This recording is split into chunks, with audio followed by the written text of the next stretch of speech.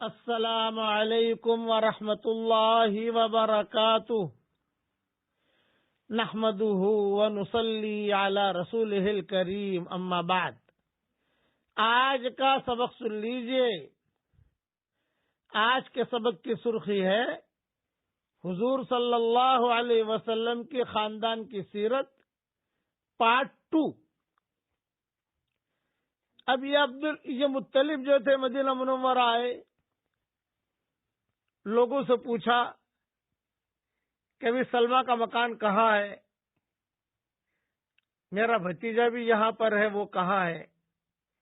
لوگوں نے بتایا، اور انہوں نے چکے سلمہ ان کو نہیں جانتی تھی۔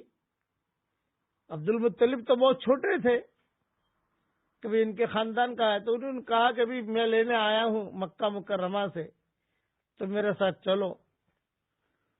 گھر والوں نے کہا بغیر پہچانے تمہیں ہم کیسے ہماری لڑکی دے دیں، یہ بھتیجا میرا ہے۔ خیر، سمجھا بجھا کر یہ سلمہ اور عبد المطلب چھوٹے تھے، یتیم تھے، مکہ مکرمہ کے لیے مطلب کے ساتھ روانہ ہو گئے اپنے چچا کے ساتھ۔ مکہ مکرمہ جب پہنچے تو مکہ مکرمہ والوں نے دیکھا کہ کوئی یتیم بچہ ہے اور کوئی کمزور لڑکی ہے، خوبصورت ہے۔ تو عبد المطلب کے چہرے سے یتیمی ٹپک رہی تھی۔ کتابوں میں لکھا ہے کپڑے بھی پھٹے پرانے تھے،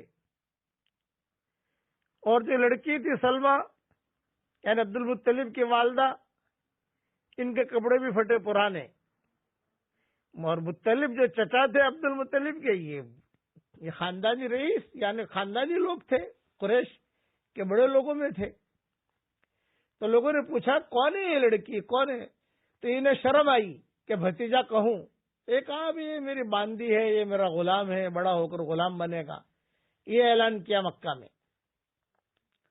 اور عبد المطلب کو جو ہے اچھے کپڑے پہنائے، سلمہ کے لیے اچھے کپڑے تیار کیے، اور یعنی حضور صلی اللہ علیہ وسلم کی پردازی کے لیے، اور سب کچھ ٹھیک ٹھاک کر کے پھر اعلان کیا کہ یہ میرا بھتیجا ہے، اور یہ اس کی ماں ہے، اور یہ ہاشم کی بیوی ہے۔ تو ہاشم معروف آدمی تھے، بہت سخی آدمی تھے۔ عبد المطلب کی پرورش ہوتی رہی۔ اب عبد المطلب جب بڑے ہوئے تو اپنے والد سے بھی خیر خیرات میں آگے نکلے۔ کتابوں میں یہ بھی لکھا ہے کہ عبد المطلب اپنے گھر میں کوئی چیز بچا کے رکھتے نہیں تھے، جو آتا تھا خرچ کر دیتے تھے، یہاں تک کہ جانوروں کو دانے بھی بہت ڈالتے تھے، یہ ان کی عادت تھی۔ ان کا نام ہی پڑ گیا تھا کہ یہ چرندوں پرندوں کو بھی روز یعنی کھلاتا ہے اور انسانوں کو بھی کھلاتا ہے۔ یہ عبد المطلب کی شان تھی۔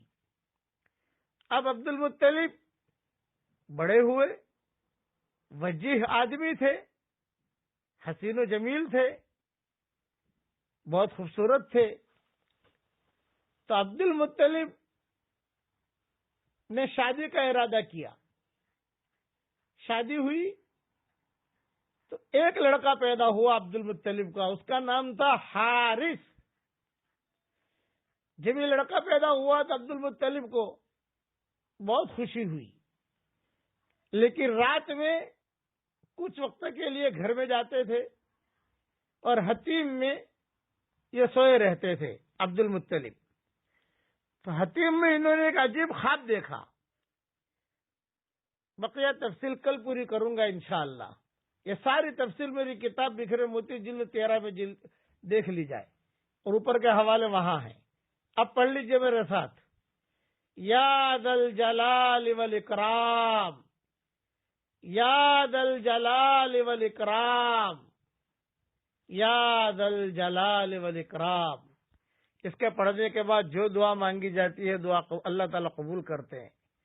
اے اللہ، پڑھیے میرے ساتھ، اے اللہ، امت کی اجتماعی اور انفرادی پریشانیوں کو دور فرما۔ اے اللہ، ہمارا کھویا ہوا دین ہمیں واپس دے دے۔ اے اللہ، جو پریشان حال ہو، جس لائن کی پریشانی میں ہو، اے اللہ ان سب کی پریشانیوں کو دور فرما، اور جس کے جو جائز مراد اور حاجتیں ہوں، عافیت سے ان کے جائز مرادوں اور حاجتوں کو پورا فرما کر اس میں خیر کی شکلیں اور صورتیں پیدا فرما۔ آمین آمین۔ وآخر دعوانا ان الحمدللہ۔